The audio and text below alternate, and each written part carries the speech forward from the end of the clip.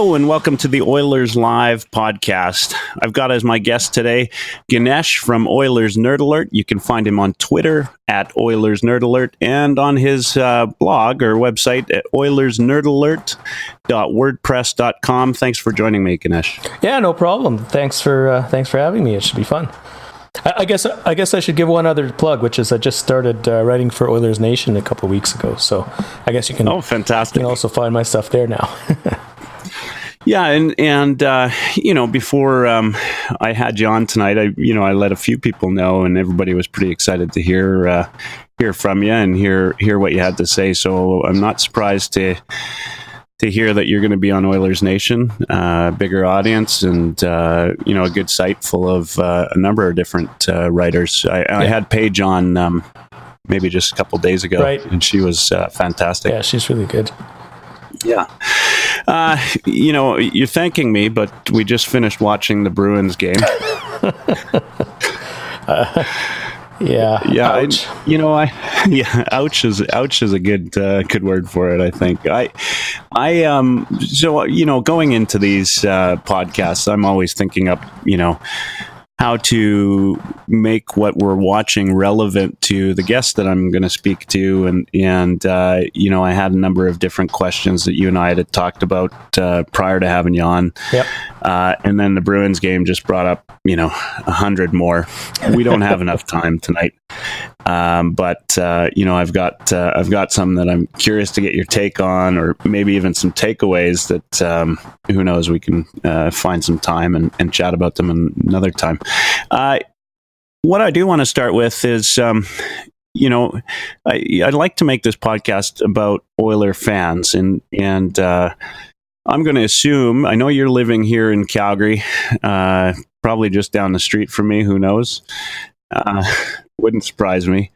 What's your affiliation to the Oilers? How did you become an Oilers fan? Were you from Edmonton? What's the background there? Yeah, you bet. I actually was born and raised in Edmonton, so it's my hometown.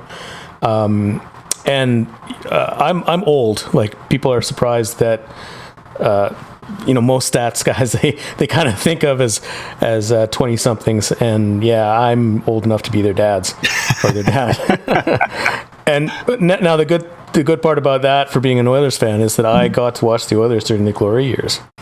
In fact, a little bit of trivia, I went to school. I lived in Windsor Park, which is not that far. It's actually where Peter Pocklington lived. Yeah, as well. I'm familiar with the area. Yeah, yeah, and one of my classmates was Pocklington's stepdaughter. So it's interesting because I wasn't really that much of a fan of the Oilers when they were in the WHA. Yeah. And truth be told, like nowadays, you can find a lot of people that say, "Oh, I've been an Oilers fan since as long as they've existed." But growing up, most kids actually were not Oilers fans. They followed the Habs or the Leafs or the Bruins. A lot of fans of those three teams. So I'm gonna maybe stop you just quickly, because I know for a fact that most of my listeners are on Twitter. And so they're probably younger than you and younger than me, actually. Yeah. So for those that don't know, the WHA is the World Hockey Association, which is where the Oilers started. So that goes back, sort of pre-Oilers NHL. Anyway, sorry to interrupt. Yep. Carry on. No, it's that was the glory years and the Gretzky years and everything else started with when the NHL absorbed the WHA. So a lot of Oilers fans were crafted overnight. Not, it wasn't bandwagoning. It's just that it was kind of a matter of truly joining the best league in the world. And I mentioned that the Pocklington bit because we got a one-day heads up on the fact that her dad had signed this skinny kid out of Indianapolis, and he was supposed to be the best player in the world, which turned out to be true. Yeah. How would you know? I mean, they knew, I think, at the time that he would be, but just like we know Connor's going to be great for a number of years, but Gretzky was in a league of his own at that time. He truly was. Yeah. Curious, because you bring up Pocklington, and I suspect I'm a little bit younger than you, but not by 20 years. Do you remember when Pocklington, the family, was held hostage? Oh, yeah. In fact, we got out of school early because of it. And a whole bunch of us kind of stood around where the police had cordoned off. If you remember, there's the traffic circle at the top of Groat Hill there. Yeah, I remember. So my house was just a couple of blocks from there. And then the Pocklington house was at the top of the hill overlooking what is now Horillac Park, but for years and years we called it Mayfair Park. Do you remember that? No, so I think that's where we separate from the years. I actually don't remember the incident itself. I'm not sure what year it was. Probably early 80s. It would have been 82, I think, maybe 81. Yeah, so without giving too much away, I was, in my early school years at that time. Oh, there you go. Yeah, so, I don't remember but I do, I obviously that lived on past that, and I was always surprised to hear growing up that there was this, major hostage taking in Edmonton, and I always thought it was kind of a neat trivia. So you actually... they had let you out of school early. Yeah. I was in Scona. I went to Scona. Oh, yeah, I know Scona well. Did somebody got shot too, didn't they? Or are we going too far back now? Yeah, that's either too far back or possibly before my time, but no, I don't remember that. Yeah, all right. Anyway, I thought when you had mentioned Pocklington's step daughter, then I thought maybe you might remember that. So you were an Oilers fan back in the WHA. Not much of a fan. Like, I kind of just followed them. I really started following them when they joined the NHL, and of course they were just a crazy exciting team. Kind of from the second year they were in the league. That first year they had a lot of still, I'd call them WHA caliber players, but then the Gretzky effect and the crazy drafting and everything else that built the dynasty team. So yeah, I was pretty much a fan, and like I say, I grew up and watched every single one of those. Every single one of the 5 cups, and the heartbreaking losses in between too. Yeah. So yeah, unfortunately, I'm kind of stuck. It doesn't matter how bad this team gets. I have no choice. Edmonton's my hometown. You only get one, right? And the Oilers are permanently imprinted on my psyche from the dynasty years. Yeah, and it's not like we haven't had good teams since. I mean, we've in the 2000s we've actually made it to the finals, so we can still kind of hold on to something, and last year was a hell of a run for what it's worth. Absolutely. That 2006 run, you remember the theme music? It's that Black Eyed Peas song. Oh, jeez. That starts with that, I forget what the... I can't even remember the name of the song now, but I'm sure you know the one that I'm talking about. But every home game they played that. That was the theme that they played as the Oilers came out, and it's ridiculous because for 5 years after the playoffs ended, after that whole run ended, every time I heard that bloody song, I would get chills up my spine. It's almost like PTSD, right? Yeah. Well, I mean, I suppose PTSD in a good way. I mean, that was just such an insanely exciting time, especially when you think about the fact that kind of run all the way to the finals hadn't happened really since the early 90s, right? So there's a whole generation of Oilers fans for whom that's the only really serious run that they've seen the Oilers go on. Yeah, and it was, I actually was still back in Edmonton at the time. And, I remember even just at the beginning of that playoffs, it just felt something special and something different. And I was actually living in Mill Woods at the time. Right. And I remember when the puck would drop for the game, if I looked outside my window, it was like a ghost town. Yep. I completely believe that. Yeah, it was remarkable. I mean, and when we got to when people knew that it was a possibility, there were people on the streets ringing bells before every game. There were, it wasn't just White Avenue. I mean, people talked about White Avenue and the craziness that went on there. But it wasn't. It was across the whole city, and I spent my fair share on White during that run. Yep. But it was everywhere, and it was great. It was good to be a part of it. And when this team wins, just like last year, it's a lot of fun. The city's a lot of fun, and we're definitely not experiencing that now. No, that's it is painful. Yeah, so let's maybe switch gears a little bit, and most of the people that know you know that you're a bit of a stats guy. Yep. And maybe saying a bit of a stats guy, is that would that be not saying enough, or like where would you fit on the spectrum? Are you really into it? Just kind of you know your stuff, or? I guess you'd say I'm really into it. It's funny because as we just discussed, I've been a fan for years and years and years, and really I've only been into the stats aspect of it for maybe the last 5. And there's a few different reasons that I got into the stats aspect of it. One is that I'm a techie by background. I started life as a software developer, and then moved into management and spent many years in executive management. And one of the things that happens, for one thing, technical skills erode really quickly when you're not, actually coding or whatever it is that you're doing for a living. And then the other is that technology moves really fast. So while it was fun and I enjoyed being in management and the living, the dollars are great and everything else, I could feel the technical side of my brain eroding rapidly.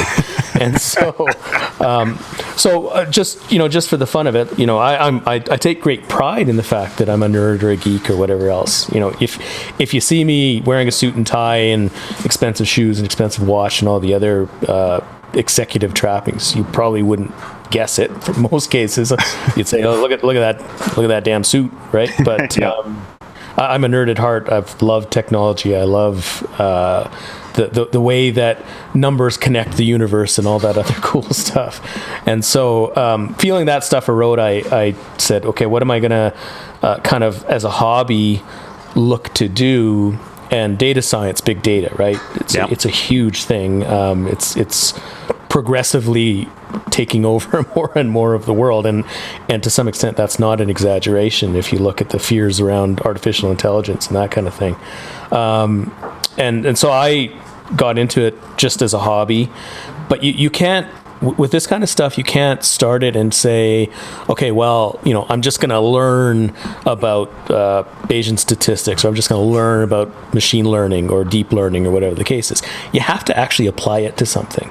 And so in the absence of, at that time, being able to do it professionally, it's kind of a natural fit to apply it to hockey. And so when I first started doing it, I would just, learn something, apply it to hockey, come out with an interesting conclusion, and then usually I just post it wherever I happen to be in the comment section, whether it was Oilers Nation or usually over at Low Tide site.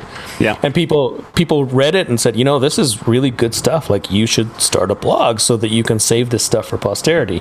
So eventually I kind of succumbed to peer pressure and I started Oilers Nerd Alert, the blog, and then shortly thereafter I got peer pressured into getting on Twitter, and here I am, and it's kind of funny because I don't I don't do any of this stuff for publicity. I don't do this stuff because I want to be a journalist or anything else like that, right? I just have always looked at it and said, I'm doing some interesting work. It seems interesting to me. It's probably going to be interesting to other people, and I'll write about it or I'll tweet about it. And then if people enjoy it, great. And if they don't, that's okay too, because I'm enjoying it, right? So it's all good. And then over the last couple of years, 3 years or so, all of a sudden I look and I've had blogs come and ask me to write for them, including now Oilers Nation, and I've had companies come and ask me if I want to do some work for them. I've had an NHL team named the Oilers come and ask me if there might be some common work to be done, and none of it. Like, I didn't set out to do any of that stuff. It just kind of happened.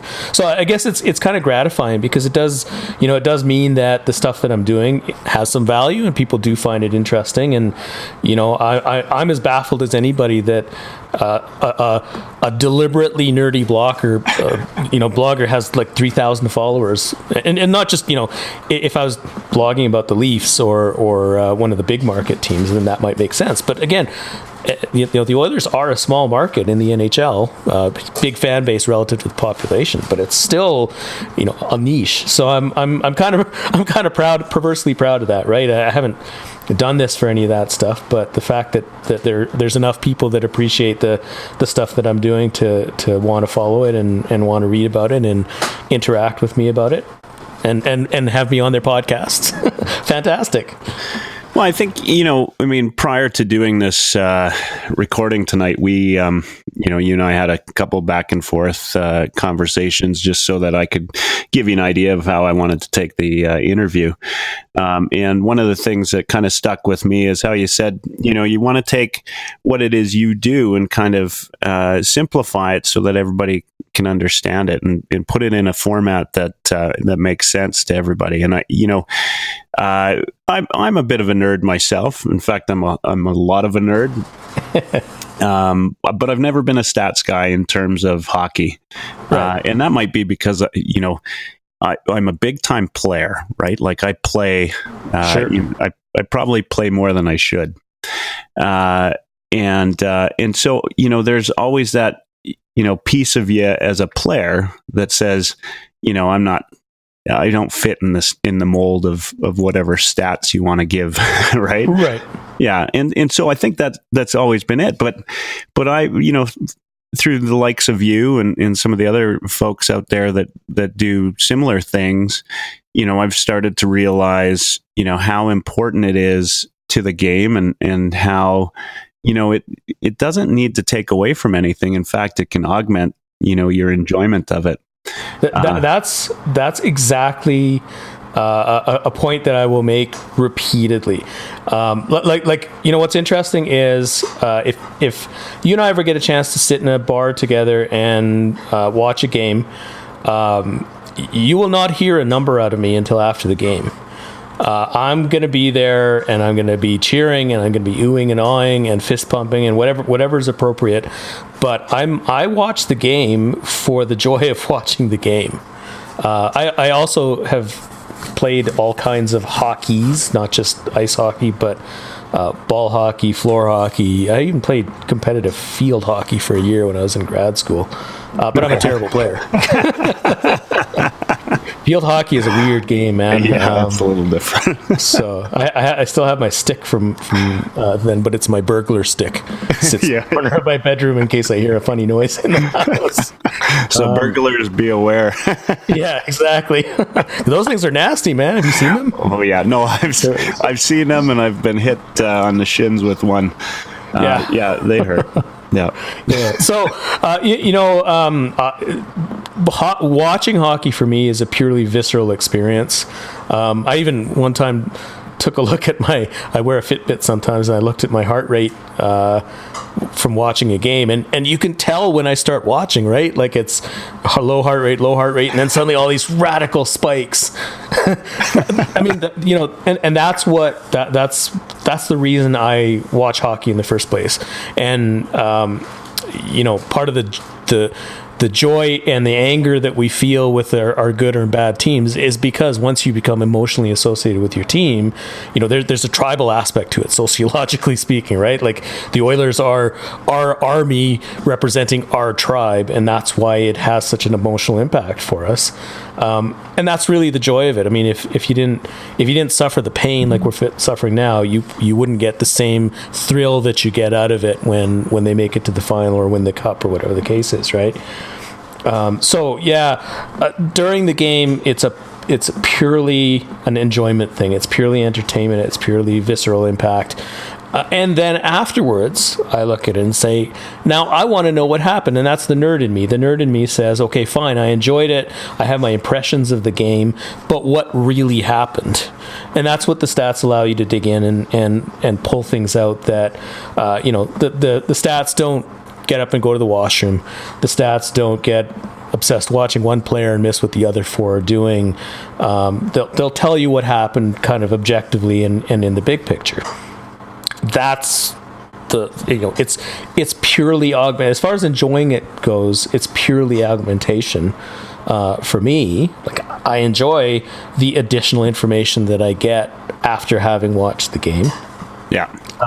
And then the other augmentation is the understanding of the game, because a lot of what that kind of objective, large-scale data gathering and analysis can tell you is it can help to break your own biases, because all of our impressions of the game are filtered through this massive laundry list of biases, right? Preconception biases and the simple memory biases and outcome bias, and so really the stats help to take what was an emotional experience and turn it into an intellectual one after the fact. That's why I do what I do. The way I look at it is that it should never negatively affect anyone. So, because if you don't enjoy looking at the statistical outcome of a game, don't pay attention to it. Like, there's no obligation to. Yeah, right? I mean, you really don't need to, right? I mean, this is not. People have been watching hockey forever without knowing what Corsi is. That's right. Yeah. So I never get that argument for sure. Yeah, that's exactly it. So you turn around and you say, okay, I'm looking at it. The one thing I think people are upset about is that the reality isn't this definitely isn't just limited to hockey. But one of the things that stats allow us to do is that they allow us to test things that we believe to be true and ask the question if they really are true. And there's an awful lot of myth busting that happens as a result. And that predates hockey. People have been doing this in soccer and football and baseball for a long time. Everyone believes something to be true. It's become truth by repetition. And then you actually test it and say, okay, well, if you do X, a team is always better off. Well, you can test that. If a team does X, do they actually end up better off? That's what the process is. And a lot of the times you find, you know what? It turns out that's a complete myth. You do X and it doesn't actually affect the outcome of the game. Now, a lot of people who subscribe to the myth, who, knowing that myth is there is part of what makes them, in their own minds, knowledgeable about the sport, again, whether it's football or baseball or hockey or whatever the case is. I think they get a little bit bothered by the fact that somebody's coming along with numbers and saying, you know what, that's actually not true. Being a big hitting team doesn't actually affect whether you're going to win or not. It really has zero effect in the big picture. That's one of those myths, right? The myth of the fighter giving a lift to your team. You can test that. Yeah, I thoroughly enjoyed that article you just did. I mean, it was a nice, simple argument, and there's clear numbers around that. And obviously, the other thing, I read that, and I don't take away from it that you're not saying that hits don't matter or face-offs don't matter, but just that in the overall, right? If you take it as a whole, that they don't matter to the extent we thought they did. And that's exactly it. And it also, it's definitely not the case that certain hits or certain face-offs don't matter. Obviously, if you lose a face-off and the puck goes to the opposing team and then they shoot and score, you could look at it and say, well, gee, if we hadn't lost that face-off, we probably wouldn't have had that goal scored. And the goal obviously matters, so the face-off must have mattered. But that's not really, if you think about it, it's not really whether that one face-off matter. You can always find a face-off that matters. It's whether or not, in the big picture, the net difference in face-offs plays a part in the outcome of the game. And that's what you can test. And that, like I say, you typically find it's, the simple test in my case is, hey, if winning faceoffs makes a big difference, then the team that wins more faceoffs should score more goals in the big picture. And if that doesn't happen, then you have a right to question that. Do you have a preference for? I mean, there's really two ways you can go, right? I mean, you can use stats to predict what you expect might happen, or you can use them to explain what you saw happen. Yep. Do you have a preference for either, or do you just is it a little bit of both for you? It's a little bit of both. I actually kind of approach it from an intellectual curiosity point of view, right? If something happens in the game and I want to know why or what actually happened, then you can go in and you can pull the data and you can test it. For example, I just finished the draft of an article for Oilers Nation, which should be up in the next 3 or 4 days. Is Ryan Strome really streaky? Because it sure looks like he is, because you see him regularly go through hot and cold streaks. But here's what's interesting. He's in his career is about a 0.4 points per game guy. Well, a 0.4 points per game guy is going to score, is going to get a point, and then is going to go a couple of games without a point. And then if he gets 2 points in a game, that means to kind of offset that in the big picture, he's got to go like 4 or 5 games without a point. So one of the things that we don't easily account for intellectually is how streaky every player is. Every player has hot spells and cold spells. So you kind of need a comparative way to say, okay, we know he's streaky, but is he really streaky? And that's the kind of thing that you can test. That was an intellectual curiosity one. Everyone says Ryan Strome is streaky. I wanted to know if he truly was. If you want the TLDR version, the answer is yes, he actually is streaky. We can prove it. Well, thanks. Yeah, so that's a breaking story then. Maybe my first one. And you know what's funny? Like you can read what I wrote and say, well, I knew he was streaky all along. But that's kind of the point, is that sometimes you think you know something and you test it and it turns out to be true, and you can say, well, that's not a very interesting outcome, but it actually is, because now you've got evidence to support that position. And conversely, it happens all the time that people say, oh no, well, I know this to be true, and again, you test it and it's not actually true. And that sometimes upsets people, but that's really what this is all about. There's an intellectual curiosity to it, and that's getting back to that original point. If all you want to do is enjoy the hockey game, go ahead and enjoy the hockey game. Like, great, there's no need to turn it into an intellectual process if you don't want to turn it into an intellectual process. But if you do enjoy it, then why not?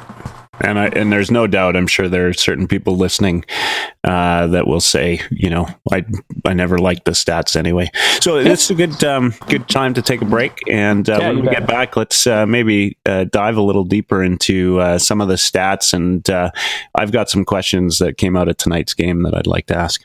Sure. Oilers Live Podcast. And welcome back to Oilers Live Podcast. I've got Ganesh, Oilers Nerd Alert, as you might know him on Twitter, where you can find him on at oilersnerdalert.wordpress.com.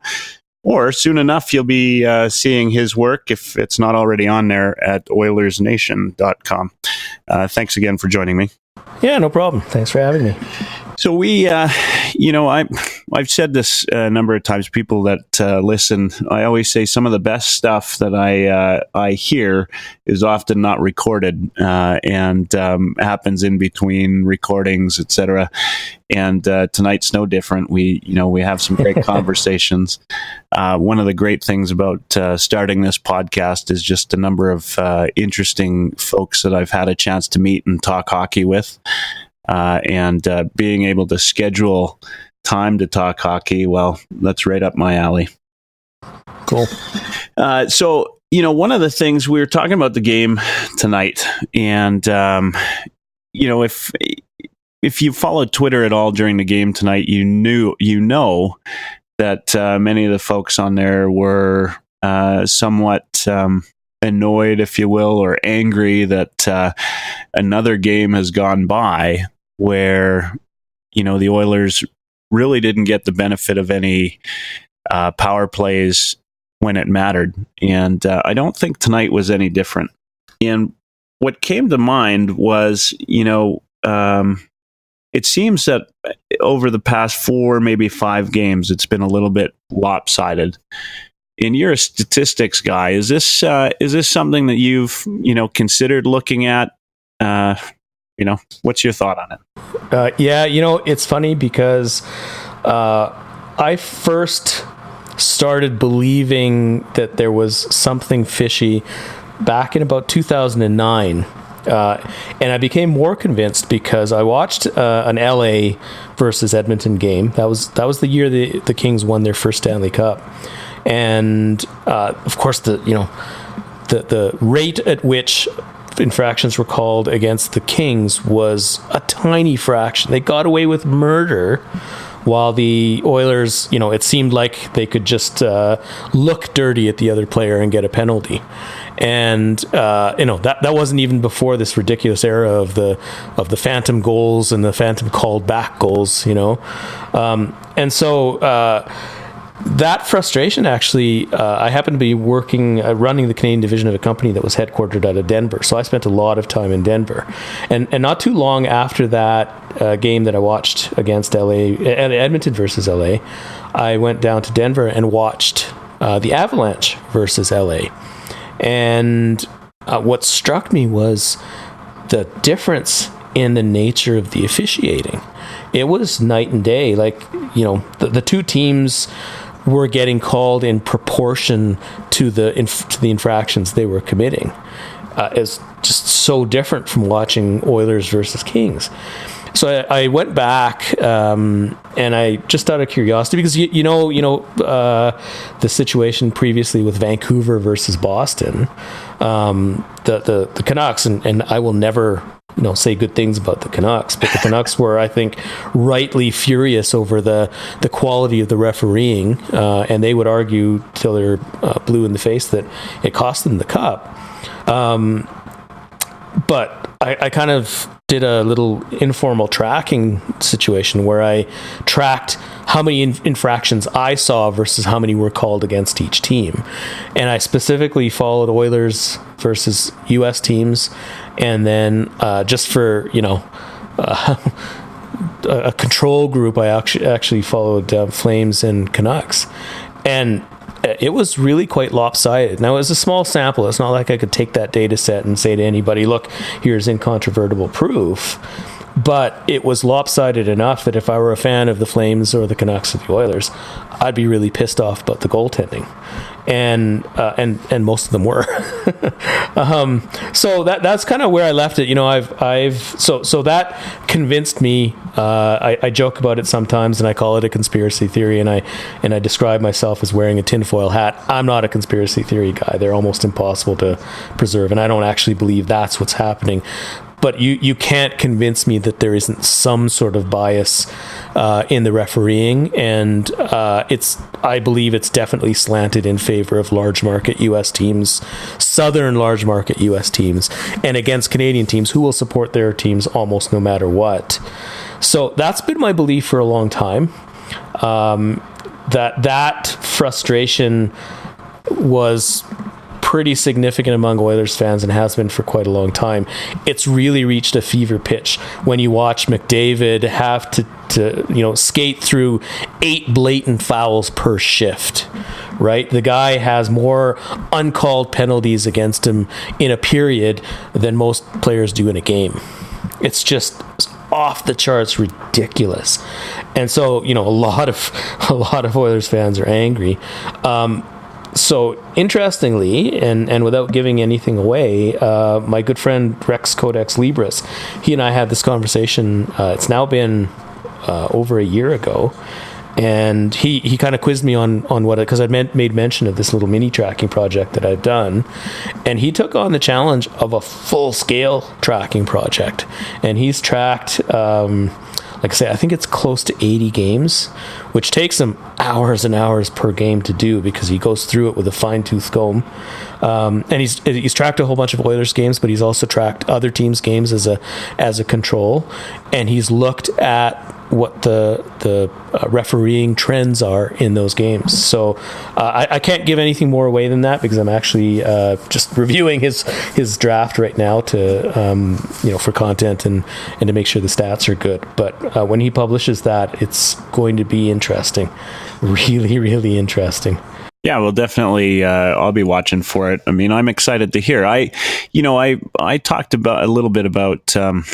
I saw this. Of course, Oilers fans were, always particularly upset with the officiating, it seems. And somebody had commented on, how come we didn't have a power play? And then I thought, I'm going to look back, and I look back over, 10 or 11 games. This goes back now 3 games ago. And in that small little sample that I did of 10 or 11 games prior, there were really only 4 or 5 games where the other team, it was pretty even, is what I had found. Now, odd as that was for me, like I thought, I didn't think that's what I was going to find. I completely went through the process because I expected to see, it skewed against the Oilers. Well, welcome to the world of the stats nerds, by the way. Yeah, exactly.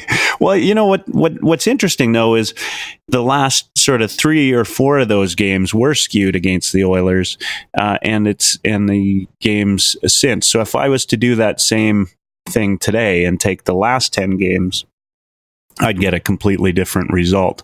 I need, obviously you need to look over the course of a season. Right. But it was interesting. I'd really, I'm looking forward to hearing what your friend is, comes out with and having a read, because a game like tonight, just felt, it felt one-sided, and as a fan, all you ask for is that you get a fair call, and sure didn't feel that way. Yeah, that's exactly it. All you can ask is that whatever the refereeing standard is for a game, that it be applied fairly to both teams, and that you just don't see it. In fact, and the calls against McDavid in particular are just so blatant when they go uncalled. It's almost mind-boggling, especially when you watch 8 of them on a single shift, and then 30 seconds later, a foul that's not as bad as any of the 8 uncalled ones goes against the Oilers, and you just go, what is happening? Like, there comes a point where it gets ridiculous, and today, I mean, you're telling me the Bruins didn't commit a single infraction until there were 45 seconds left in the game? Really? Yeah. Really? And I have that problem. I have a problem looking at that and thinking that as well, right? Is that you can't, having ref, a couple of games myself, I know that what goes through my head even is, you start to look for infractions on a team if you've noticed it go one way or the other. It's just the way, the brain works, I think. But it doesn't feel like that happens when the Oilers are on the ice. I don't want to beat that down because, I think just having heard you say that there's, something coming out about it, I want to read and see what the outcome truly is. I can say that the amount of work that went into it is just, all praise to Rex. It's just his effort on this was crazy. And where can people expect to find Rex's work? I'm pretty sure he's going to publish it at the Oilers Rig. That's been his usual haunt. So okay. Well, we'll look forward to it. And let's get back to the stats because I think those that are listening, that's what they want to hear about. Kind of get your take. But one of the things that is curious to me, right? And I kind of maybe talked to you about this before we got on the show. Is there anything that when you went down this path of being, a guy that was interested in understanding the game from a stats level, was there anything unique that you came out of it and really surprised you? I mean, there's everybody knows Corsi now, right? Yeah. what were some of the stats that really, surprised you as being, real stats that mattered? Was there anything that kind of hit home for you? The result that surprised me the most is that there's a new wave of statistics called expected goals, and I'm not sure if you're familiar with them or if you've heard the term. Yeah. And they're a second generation class of stats. They've been around for a long time, but with machine learning and a lot of the other more powerful technologies that have become widely available now, the models that we're using now are really very sophisticated. They use a lot of high-end techniques. And it always surprises me because you don't really get much of an uplift when you account for location over raw Corsi. Raw Corsi being just shot attempts, right? Corsi is just anytime somebody has the puck and puts it on net as in the estimation of the NHL officials is an attempt at a shot, whether it was blocked, whether it missed, or whether it was on net, that counts as a Corsi event. And so you count those up, and that gives you your raw statistics. You would think that adding in shot locations, because we know that shooting from 10 feet away, if you're in the slot, is a way more dangerous chance than a muffin from the blue line. So accounting for that, you'd think would give you a big uplift in terms of the value of the statistic. It turns out that it gives you a big uplift in terms of describing what happened in the game. Like you can watch a game and say, well, I thought Edmonton was the better team, and then you look at the Corsi and you find out that Edmonton's was at 45% Corsi, and you go, well, how could that be? Then you look at the expected goals and you found that the XGF percent was 55% for Edmonton. You go, that makes more sense. That's more like what I saw, because your brain is kind of recording not just the overall volume of shots and how much time was spent in each zone, but also how dangerous the saves were that the goalies had to make. And so it describes the game better, but in terms of predicting the future, it generally doesn't provide very much uplift, sometimes none at all. That one was a real surprise to me, because when I first saw that to be the case, I was so suspicious or skeptical of that result that I built my own stat to incorporate it, because I said, well, this can't be right. So I built my own stat, which is called Dangerous Fenwick, which is just a distance and shot type based stat. It's kind of it's still pretty good, but it's outclassed by a lot of the newer stats now. But yeah, I got exactly the same result. So I'm like, wow, okay. How about that? But yeah, that I think ultimately speaks to the fact that over the longer term, I think shot location and shot volume tend to move in sync with each other. The teams that consistently get to the dangerous areas also tend to put a lot of shots on net, and the teams that tend to be perimeter players don't get as many shots on net.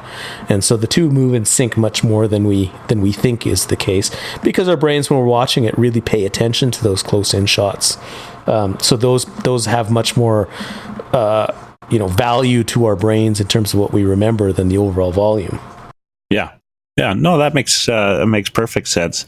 And was there, the other thing, I guess, would be the reverse of that. Were there any stats that, there's the obvious plus minus that everybody says is a pretty useless stat. Yeah. Any other stats that, a lot of people that still today, plus minus, you still hear lots about today. Yeah. But any other stats that you really feel are, maybe we should just take out of the game altogether, or just really have no bearing on what we see? No, plus minus is kind of the most egregious offender, and it's not because it's not trying to convey useful information. It is. In essence, the single most important stat that you could possibly count in hockey is goals. Like, there's nothing more important than that, right? That's what you control as a team, or hope to control as a team, and that's ultimately what drives your destiny.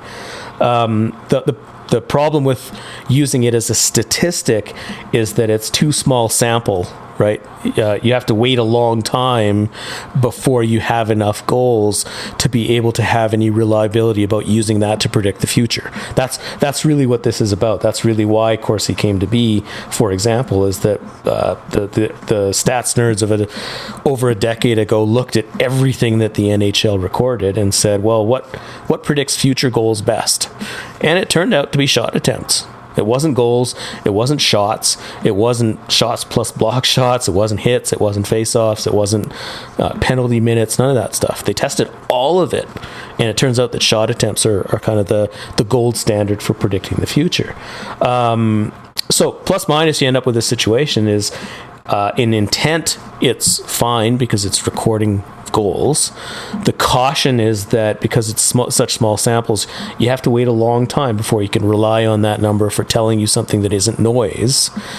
And then the problem that you get that makes it, that people will pejoratively say it's a useless stat, is that it doesn't record the goals that go into the plus or minus in the same situations relative to the usage of the player. And what I mean by that is that some players will play in certain situations where they can rack up a bunch of minuses but never rack up pluses. And others play in situations where they can rack up a bunch of pluses and hardly ever rack up minuses. And so you can get a player who's a huge plus and another who's a huge minus, and it's not telling you anything about those players other than the fact that their usage is different. Except guess what? It doesn't say anything about usage, so it just ends up being a misleading stat. So that's what the issue is, and that's why if you're going to look at goals, you want to make sure you have a high sample of goals, and you want to prefer 5-on-5 goals 4%, because now you don't have this situation where you're looking at this different usage embedded in the stat, making it misleading. So that's kind of my capsule explanation of why plus or minus. This seems like it ought to be a great stat, and it's actually terrible. And there is a better alternative, like I say, which is to use the 5-on-5, where you're not comparing apples and oranges. The other interesting one, and it's a bad stat. In fact, it's a fantastic stat, is PDO, which was invented by a guy named Brian King up in Edmonton. Yeah. Went by the handle PDO, and it's now it's really a widely used stat. A lot of people use it. What's interesting is that a lot of people also misuse it. They kind of treat PDO as save percentage plus shooting percentage, right? Yeah. And if you think about save percentage, shooting percentage league wide, it always has to add up to 1 across the league, because the shooting percentage is essentially the other team's save percentage. Yeah. Right? If you shot 10%, that means the other team's save percentage was 90%. Every game and across the league, it has to add up to 1 or 100%. And so what's interesting is when you add those two together, if you see a team that's way above or way below 100%, it's almost certain that they're going through either a run of cold or hot luck that isn't gonna sustain. They're gonna things will start to turn around. Now, I have looked at that stat, and now is that something you would do sort of a moment in time, or do you take that over the course of a season, or both? You can look at it over any time frame of interest. So you can look at it and say, in the last 10 games, this team's PDO was 95%. So their record over that time, which is probably going to be really shitty with a 95% PDO, is probably misleading because they're playing better than their record. They're just not getting the luck right now. And when that turns around, their record should improve as well. So you can look at that at a player level. You can look at that at a team level. You can look at it an entire season and say, well, this team, we didn't think it was going to be a very good team at the start of the year, but here they are challenging for top spot in the division. Oh, well, you know what? Their PDO is 105. Well, guess what? When that PDO cools off, whether it cools off in the next week, the next month, or the next season, it will cool off. And when it does, that team's going to take a big nosedive. So that's really the key to using it, is that you use it over a time frame to assess whether or not the results that you're seeing from that team are really kind of fairly representative, or whether there's a significant amount of good luck or bad luck that will change. Where it's misused, though, is that I say this sometimes. PDO isn't actually a statistic; it's a heuristic. And if a lot of people scramble for Wikipedia, what's a heuristic? But the idea is, a heuristic is a rule of thumb, and the rule of thumb is when your PDO is extremely high or extremely low, then almost certainly that team's riding a lot of luck, whether it's good luck or bad luck. They're riding a lot of luck, and that's probably going to change. It's probably going to drift back to normal, right? That's how you can use it. Now, if it's not at an extreme, if it's 102 or 99, that number tells you nothing. It's always just going to wander over the course of a season. It's never going to be 100% for every team or every player. It's always going to wander up and down.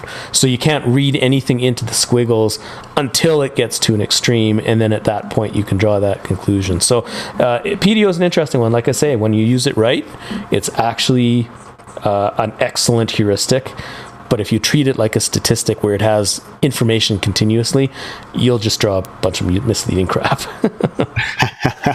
So I know we're short on time here tonight. That always happens. I talk too much. Yeah, it's great. A conversation like this is going to just bring up more and more questions, and so I'm going to definitely, if you're open to it, I'd love to have you back on. Oh yeah, absolutely.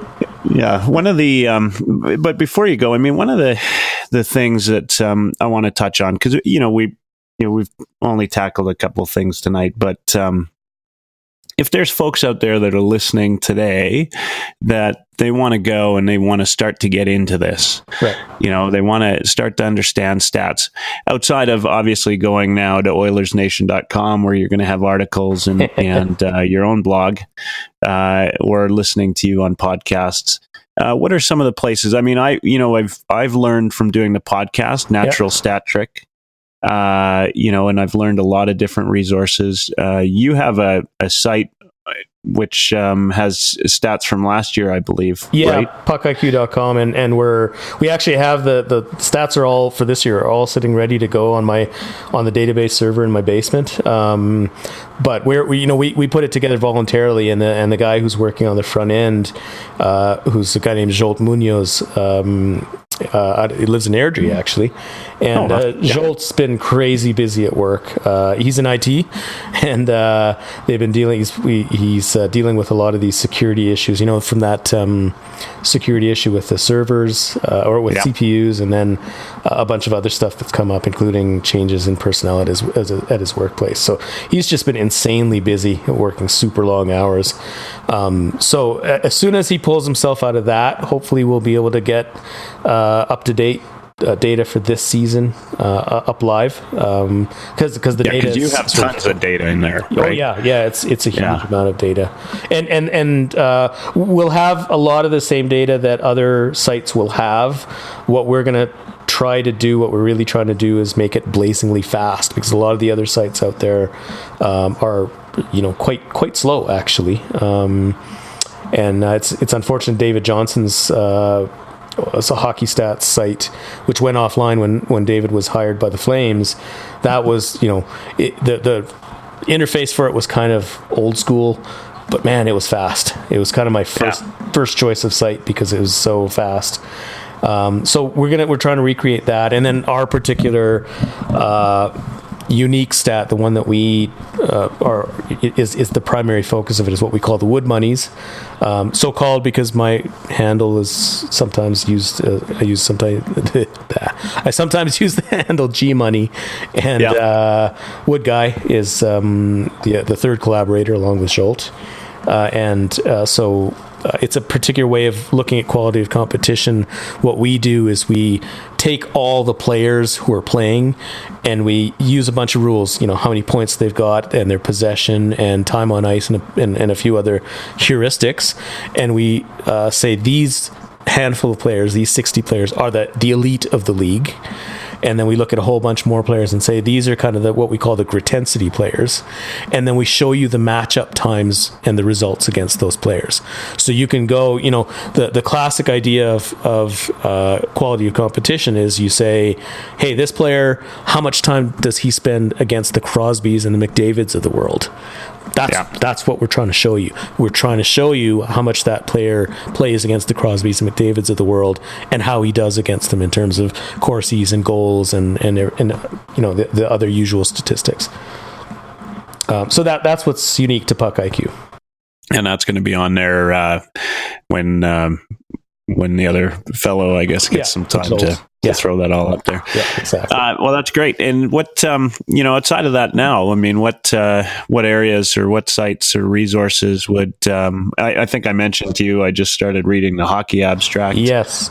Yeah. Which was a pretty good read so far. Yeah. So if somebody, wants to spend a little bit of time and become more familiar with the way things work, absolutely Hockey Abstract. So Rob Volman's got a kind of a couple of books out there, and they're fantastic introductions. Like, they're really great overviews, readable, very objective. Like, he doesn't oversell the value of analytics and statistics. He says, this is why we do it, this is the things that they tell us, and here's the things that they don't tell us yet, and we need better quality data in order to achieve.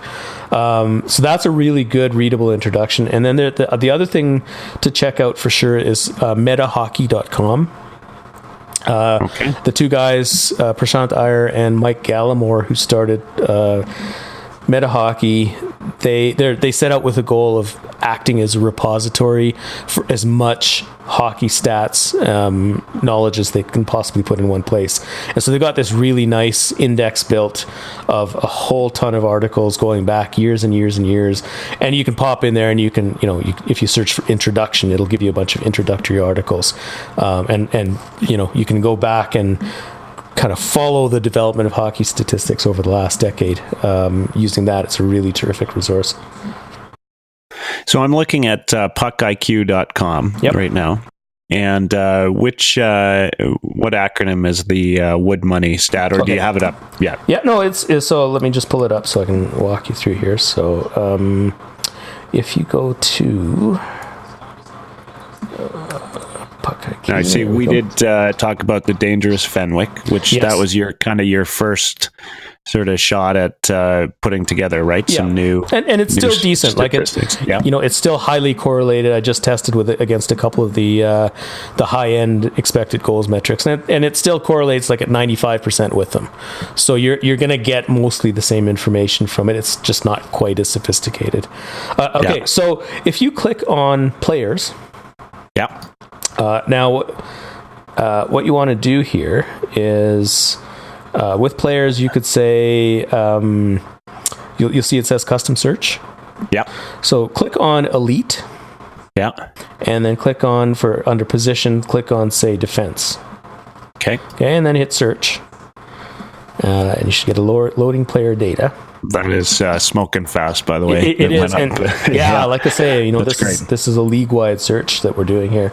So what you're seeing now is the table of all the defenders in the league and how much of their time they spent against the elite of the league. So elite is that kind of band of about, it varies from year to year, but it's typically between 50 and 60 players who we consider to be the best forwards. They're all forwards, but we were talking about the Crosbys and Malkins and the McDavids and the Halls and the best of the best.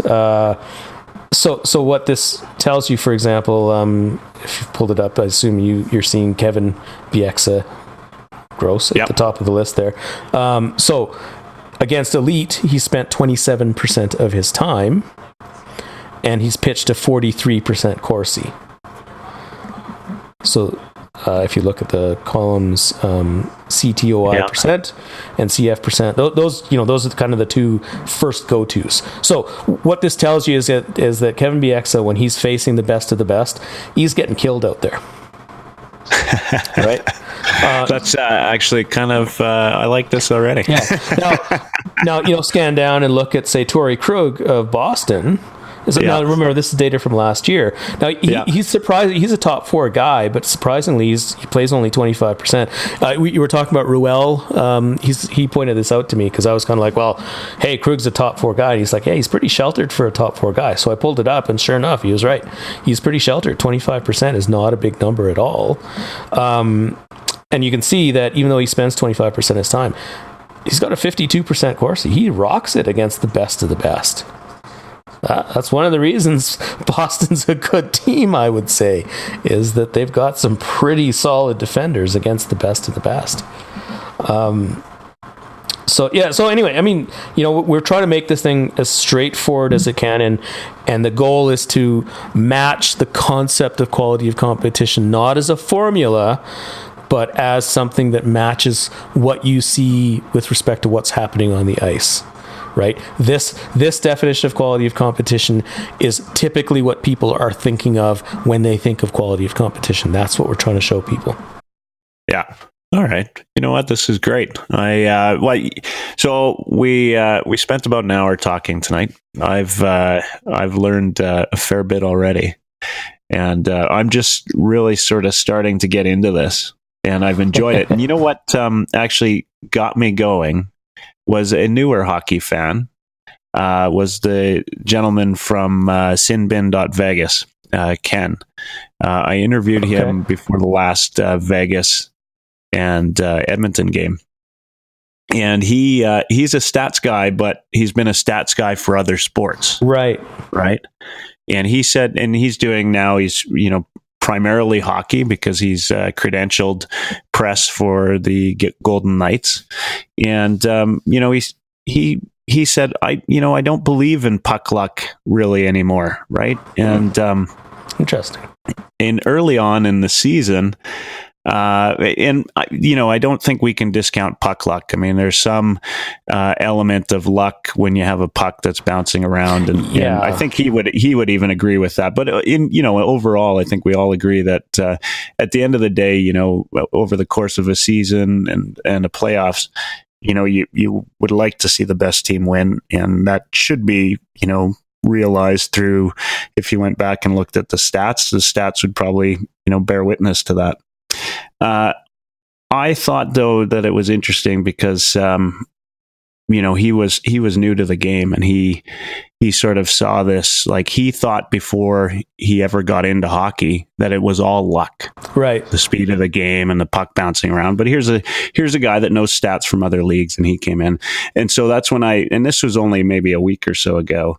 And I've been fully aware of the stats, but I think, I mentioned to you earlier, as a guy that plays a lot of hockey, I think I've avoided them. And my face-off percentage, by the way, is probably about 10%. So I try to avoid all stats. No, but reading Hockey Abstract, looking at your site, and reading some of your articles, I've learned a lot in a short little while, and hope to continue reading. Cool. Thank you so much for being on today. No problem. That was a really good conversation. Thanks for having me on. Yeah, and like I said, I hope to get you back. Maybe I'll have more questions and a little bit more knowledge behind me. And I'm looking forward to when you get Puck IQ fully up and running with this year's numbers. I think these numbers, though, look like they can tell us, a little bit of something about some of the players. Absolutely. Today.